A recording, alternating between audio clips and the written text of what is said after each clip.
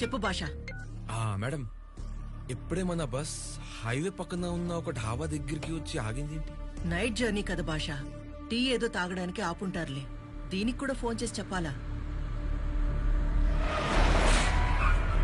Madam madam, మళ్ళీ ఏమైంది భాష? మన బస్ వెనకాల ఇంకో బస్ కూడా వచ్చి ఆగింది మేడం. ఇంకో బస్? అవును మేడం, చూస్తుంటే అధికార పార్టీ ఎమ్మెల్యేల బస్ లా ఉంది. ఏంటి, అధికార పార్టీ ఎమ్మెల్యేల బస్సా? అవును మేడం, కన్ఫర్మ్ గా వాళ్ళ బస్సే అది. అయినా వాళ్ళ బస్ ఇప్పుడు అక్కడికి రావడం ఏంటి?